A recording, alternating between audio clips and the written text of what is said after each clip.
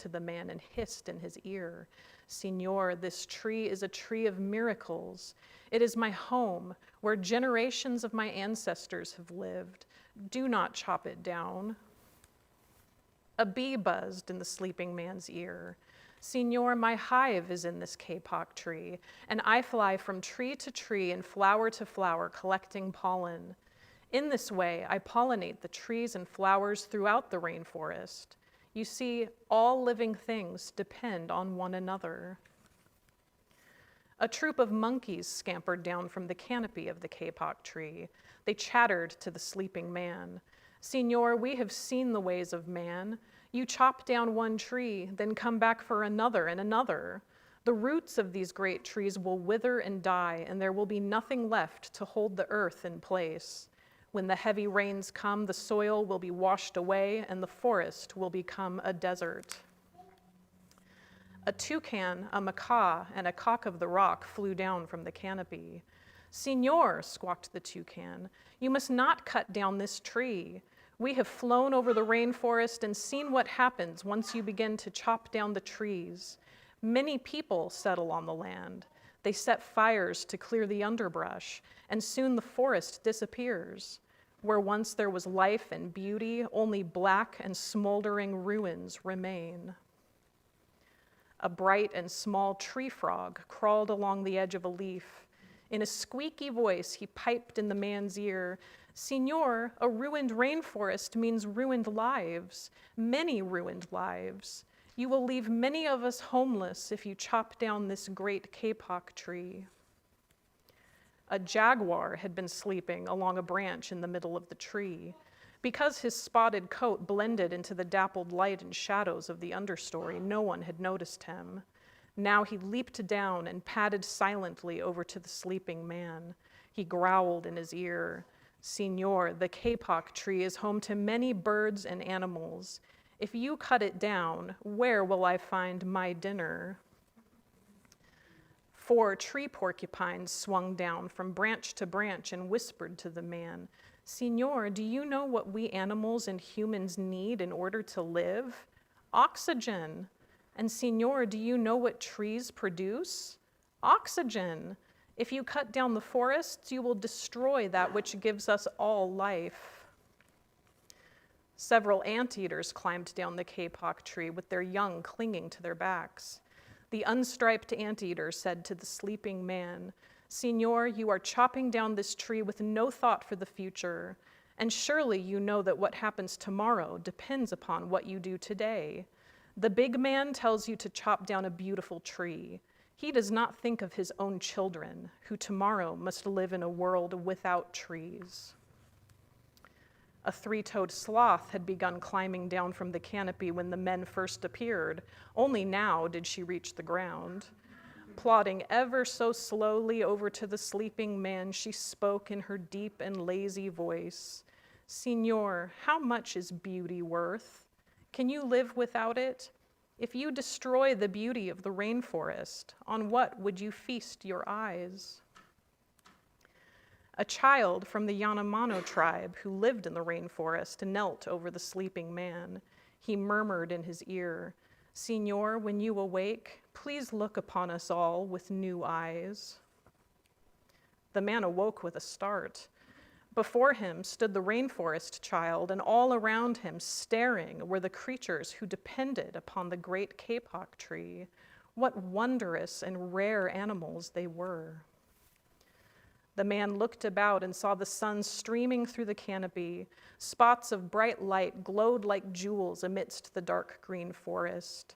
Strange and beautiful plants seemed to dangle in the air, suspended from the great kapok tree.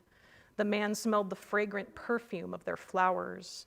He felt the steamy mist rising from the forest floor. But he heard no sound, for the creatures were strangely silent. The man stood and picked up his axe. He swung back his arm as though to strike the tree. Suddenly, he stopped. He turned and looked at the animals and the child. He hesitated.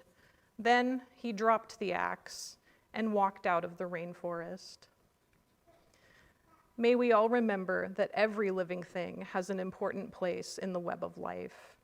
And now it is time to send our kids off to RE.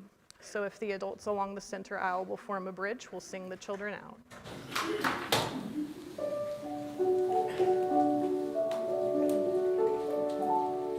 We hold you in our love as you go, May your heart be at peace as you go. To nurture the spark of your precious life, we hold you in our love as you go.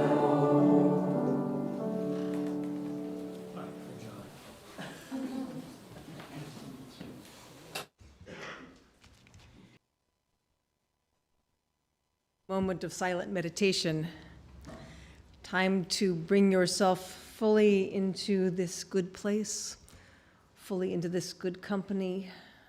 You might want to notice your feet connecting you to the ground, and your breath connecting you to the air which connects us all.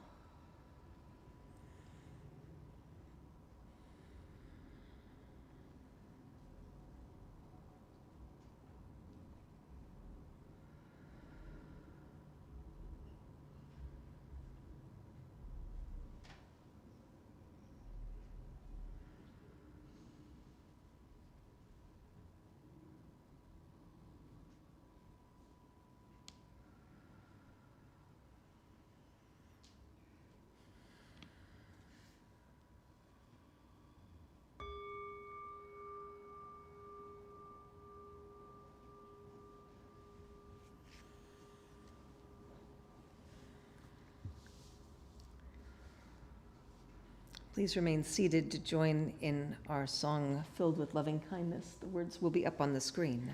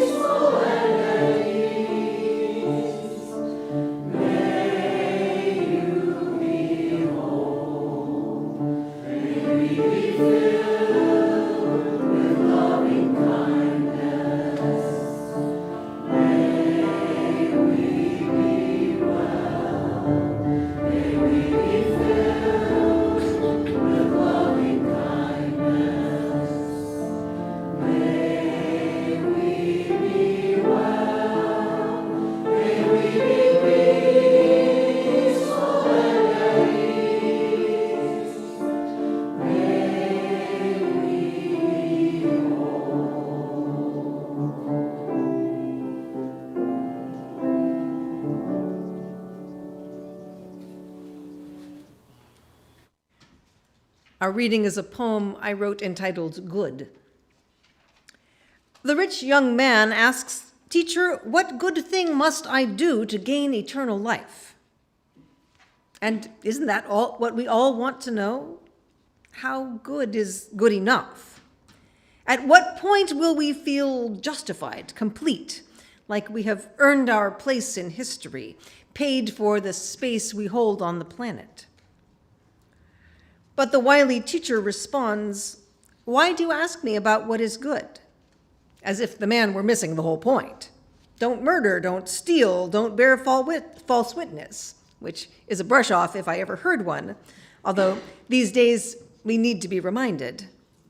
Honor your parents, love your neighbor, which is harder, but could hardly gain you access to the moral 1%. Yes, the man says, but what more do I lack? Surely the answer is more glamorous, more complicated and heroic than common human decency. The text does not declare that Jesus sighed, but I'm betting he did, and shrugged. If you want to be perfect, go, sell all your possessions and give to the poor, which was not the answer the young man wanted. He was hoping, we are hoping for something, well, not so drastic. We'd like to be extraordinary, but perfect might be going a bit too far. Maybe better to have quit while he was ahead. Maybe better to live and let eternal life take care of itself.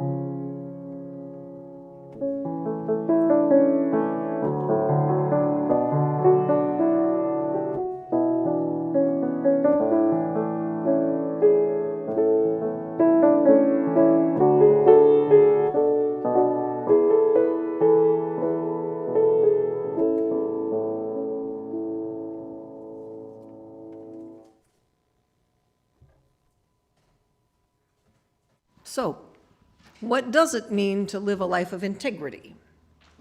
Does having integrity mean that you're honest, true to your word? Does it mean, based in the origins of the word, that you are whole, all of a piece, like an integer, a whole number? How do you know if you're living a life of integrity? What does it even look like?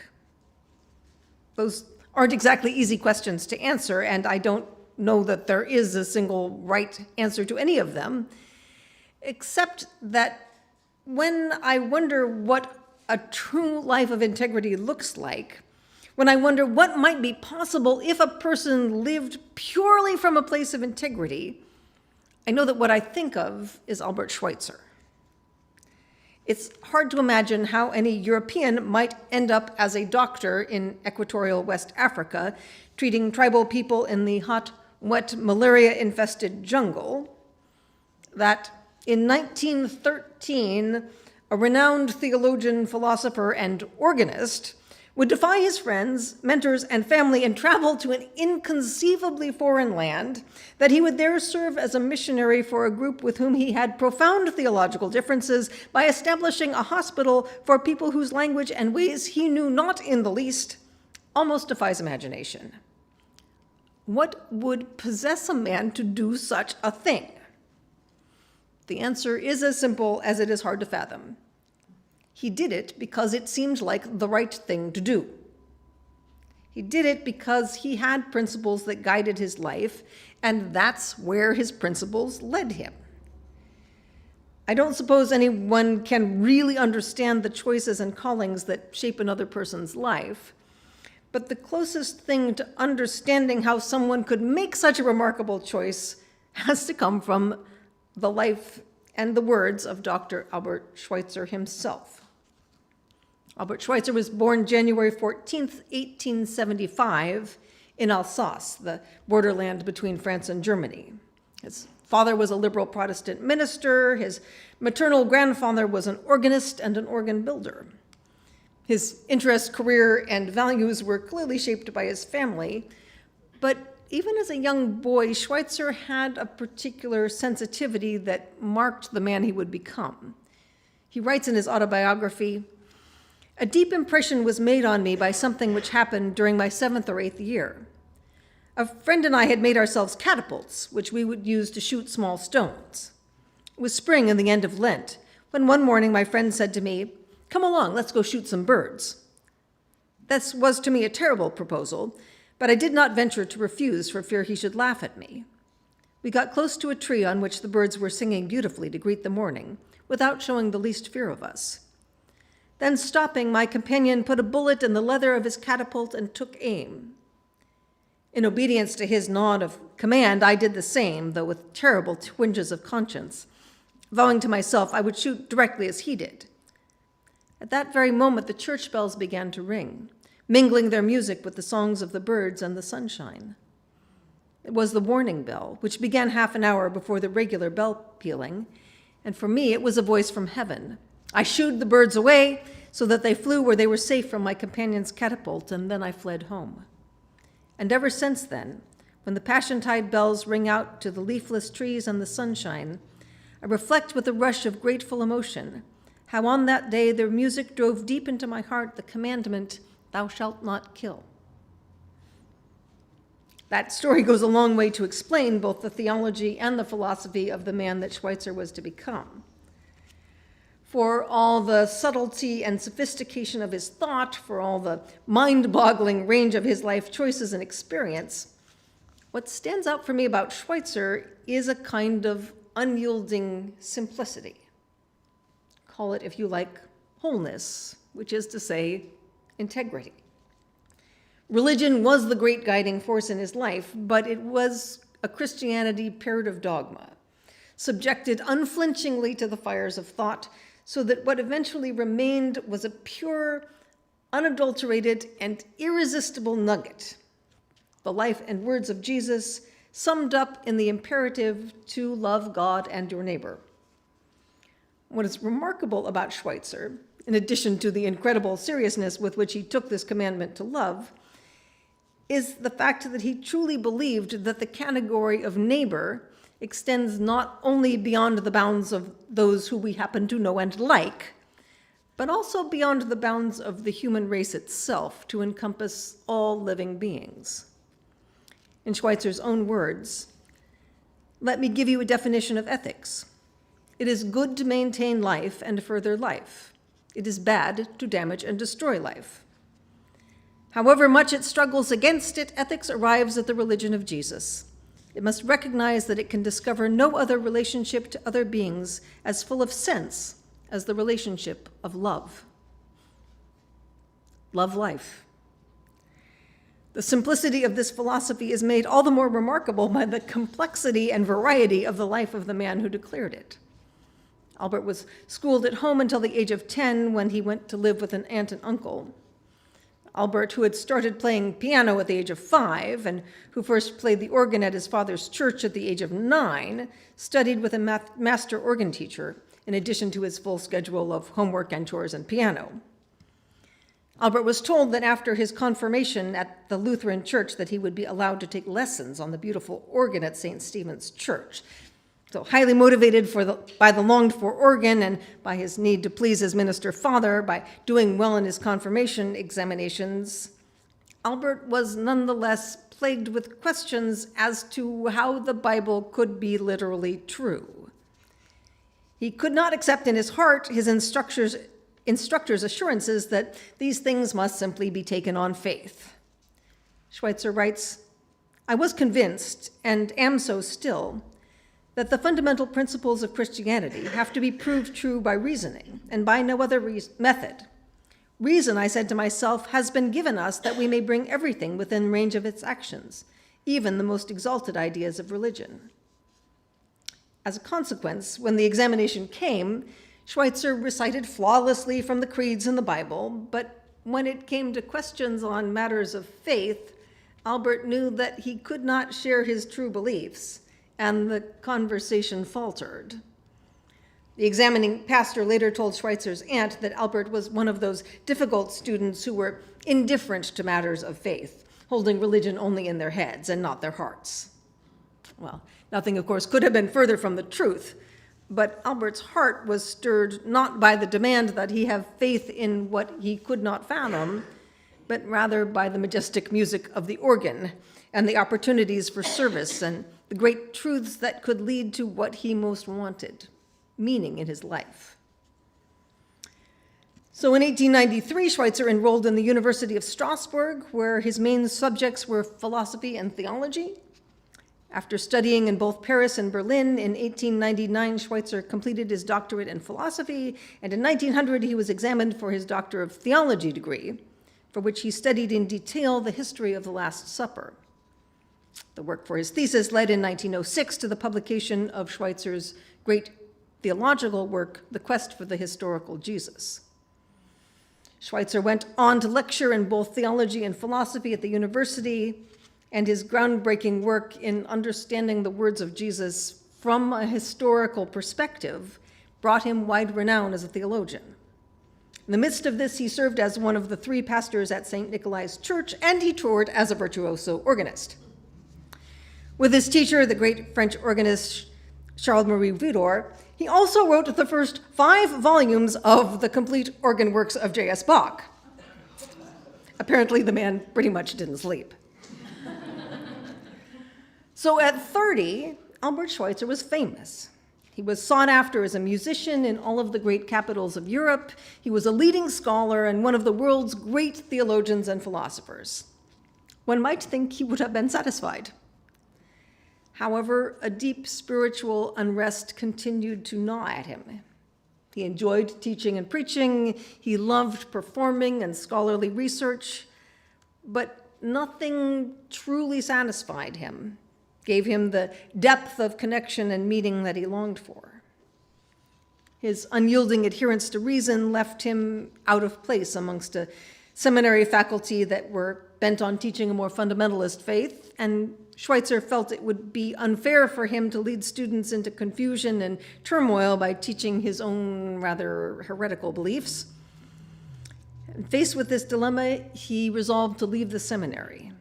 I decided, he later told his friend Norman Cousins, that I would make my life my argument. I would advocate the things I believed in terms of the life I lived and what I did.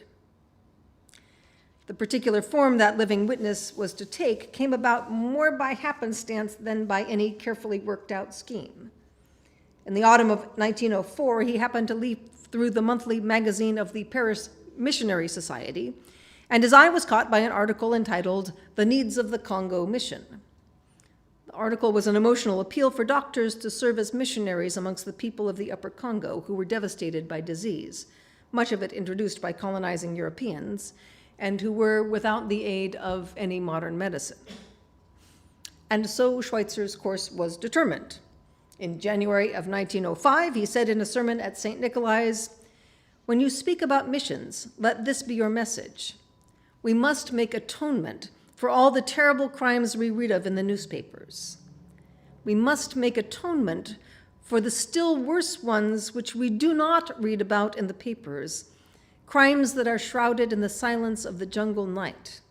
Then you preach Christianity and missionary work at the same time." The sermon that was Schweitzer's life and mission was not to convert the savages, but rather to try to atone for what white folk had done to black folk by bringing some of the best of what the more technologically advanced society had to offer to try to undo some of the worst. Not surprisingly, Schweitzer's resolution to serve as a doctor in Africa was greeted with shock and dismay by those who knew him best. How could he throw away a brilliant career and leave family and home behind to undertake a field completely unknown to him? Only Helene Breslau, the daughter of a Jewish professor who was Schweitzer's friend, seemed to understand.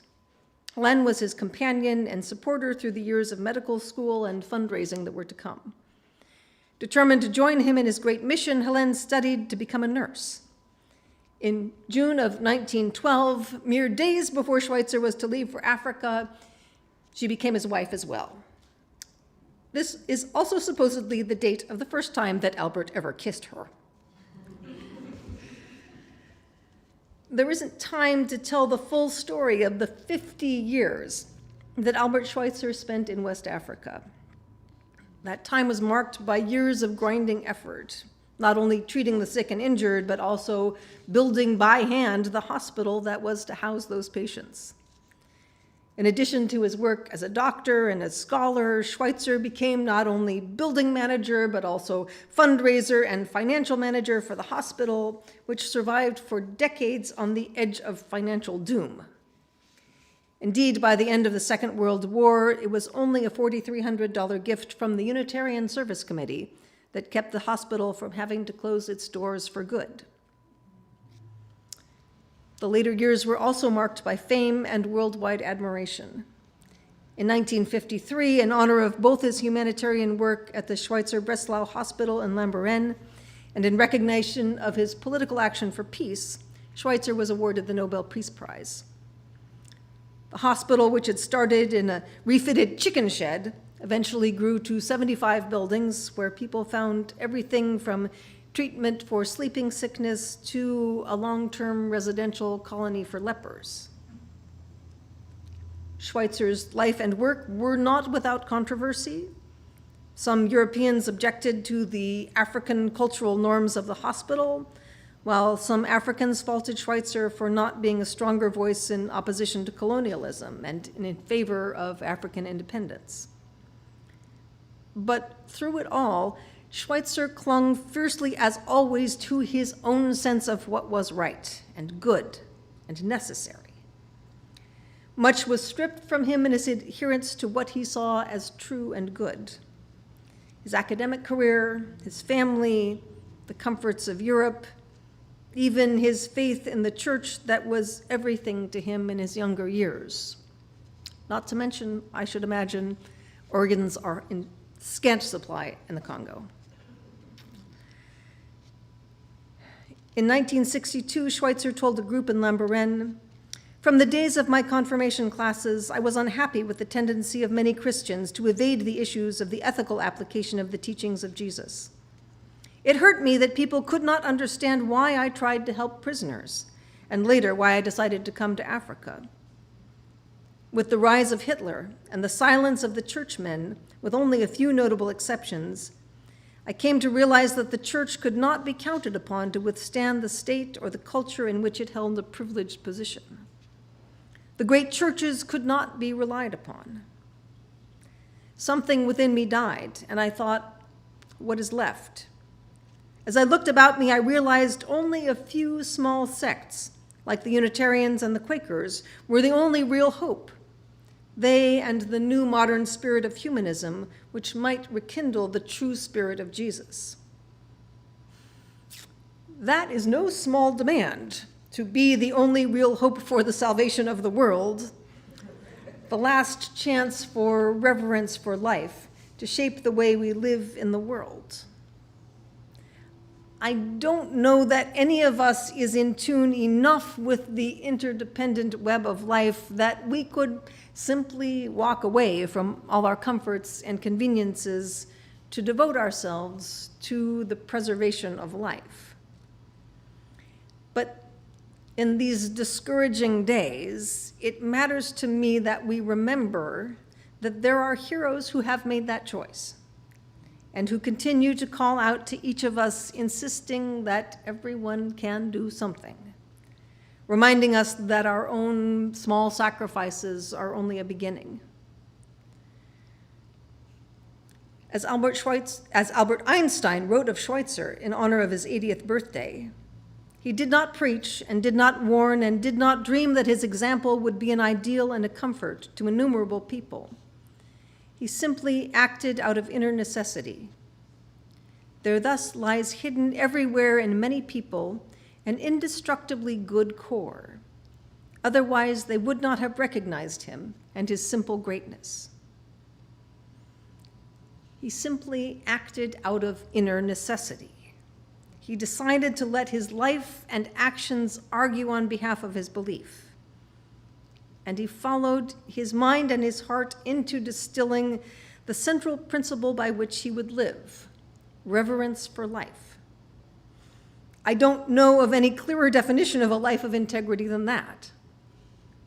In these times when so much of what we see seems to be greed and dishonesty and corruption and a willingness to do pretty much anything for personal gain, Schweitzer stands out as a counterexample, a reminder of what is possible, a source of hope.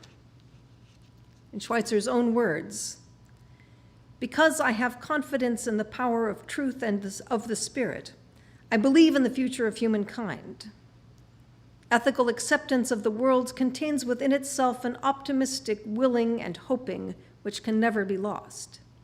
It is therefore never afraid to face the dismal reality and to see it as it really is." Integrity, it turns out, is what gets us through. Blessed be, and amen. Will you join us in singing "Just as Long as I Have Breath," which you will find on the screen and as number 6 in the gray hymnal. You are welcome to rise in body and or in spirit as works for you.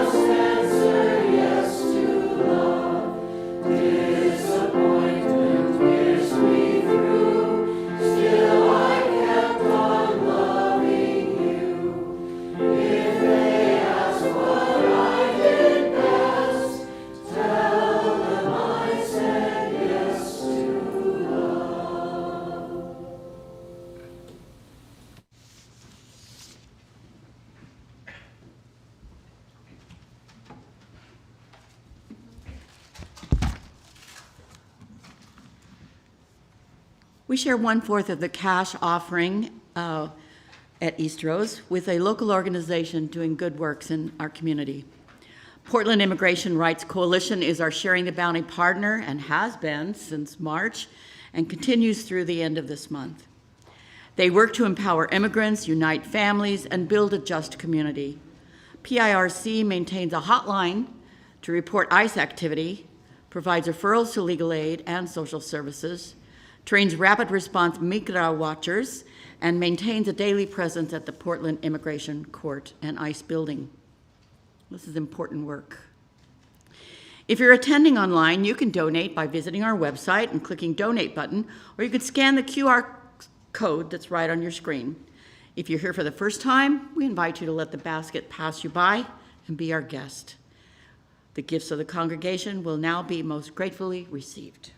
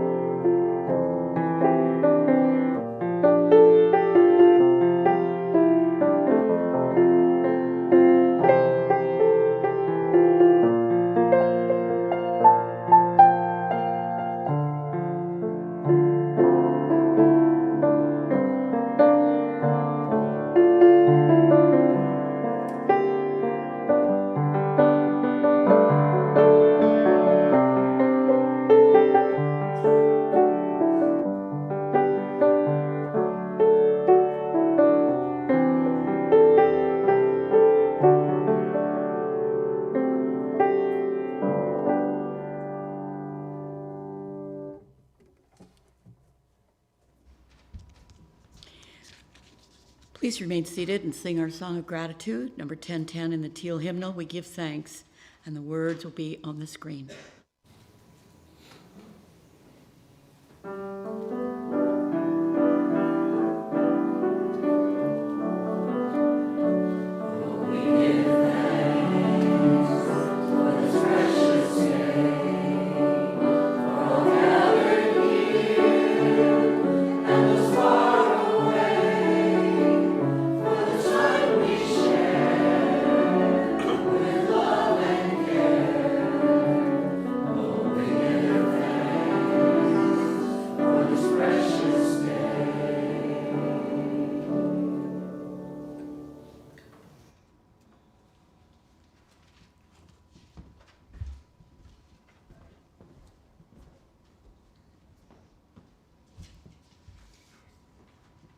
We extinguish this flame to remind us love is the center. As we explore and rest, engage and heal, love remains the center. When all we can see is cold ashes, love remains.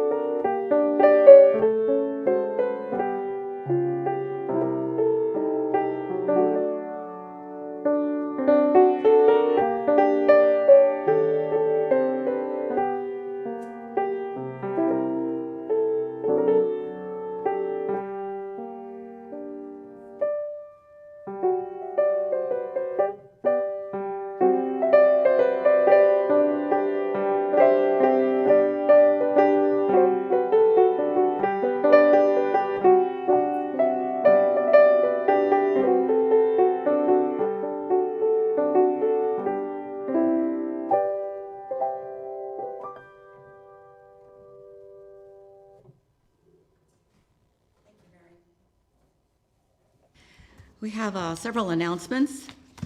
If you receive our newsletter, there are many more in the newsletter, petals. If you don't receive it and would like to, you can make a little stop. Tell any one of us regulars here that you would like to get added to the mailing list.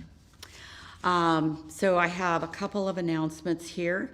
One item about the Wednesday hike that didn't make petals. It's going to be 4.2 miles on Wednesday the 19th. Ponytail, Horsetail, Triple Falls, up to 6 falls, depending on ambition, too. 700-foot elevation. I'm sorry, you got me there with, 6 falls. Meet at 8:30 a.m. at Eastrose to carpool, and you can call Larry Adams, raise your hand, or tell him right now to RSVP. And I have an interesting announcement from John Netherton, who says, for next week's service, this isn't the one you're supposed to speak at, right? No, this is my service, yeah. That's 2 weeks from now, correct? The last Friday, the last Sunday of the month. Then it should say 2 weeks from now. Okay, so don't do this next week. When John is going, our AV guy, you all know him back there, he is going to be our speaker on the last Sunday of this month. And when it's his turn, not next week, please bring artificial flowers. So be thinking about this at home. The more and less realistic, the better. Well, that's intriguing. Okay. And from Keene, this coming Saturday, the 22nd, there's going to be a work yard party here at church from 9 to 12, correct? As if you didn't already have a lot on your plate there, right? But this is working in the yard, so it's different. Okay. And I'll just make a quick mention of, don't forget to put on your calendar, November 7th, from 2 to 5 is our auction. And be thinking about things and services, as Susie mentioned, that you will donate. We'll get into that as it gets closer to the event, but I want to make sure you got it on your calendar. And then Susie, next Sunday, you want to come up and talk about, we're going to be doing something a little bit different. I'm actually excited about this. So in the past, when Reverend Robin was here, we would have conversations after the service. And we're doing something a little different, and that is going to actually be next service, the service next week, is Spirited Conversations. So we have a theme. The theme is faith. I have several questions already, material, readings, everything. What we're going to do is we're going to come in here, we're going to do the part of the service, and then we're going to break out in 3 groups. One group's going to go back in the Thatcher room, one's going to go in the minister's office, and one group is going to stay in here. And as a group, we're going to talk about the 4 or 5 questions and your thoughts. No right or wrong answers. This is just a chance to get to know each other and also share what you believe on these particular topics. And there's a whole slew of topics that we're going to be doing over at least till December and maybe onward. It is an experiment. So if there are things that you really, really like, let me know. If there are things that you go, we got to get rid of that, let me know. I'm very flexible, and I want to make it as enjoyable and inspiring as it possibly can. There will be a facilitator in each of the rooms. I will be the worship leader, but I will also be one of the facilitators. And so we will have 2 other facilitators. Please come. I think it's going to be really a good service. So we will not have any AV. We will not have any musicians. So we will be singing hymns like Spirit of Life. Gosh, I think we know that song. And if not, other people can help. And a few other songs that we all know. So anyway, I'm excited about this, and I look forward to next Sunday, this particular service. Okay, that's one of Susie's many hats she's wearing this year. Let's see, we have minister, we have board president, yes, in charge of all kinds of things, and good friend. Now, Reverend Lynn and I are going to get up and have all of you stand as we go out with the benediction, the unison benediction, words on the screen. Go out into the world in peace. Have courage. Hold on to what is good. Return to no person evil for evil. Strengthen the faint-hearted. Support the weak. Help the suffering. Honor all beings. This was on the ground. It might be somebody's here. Okay, and our service is over. It's visiting time, it's coffee time, and whoever left this, it's time to get it. Yeah, we'll put it right up here.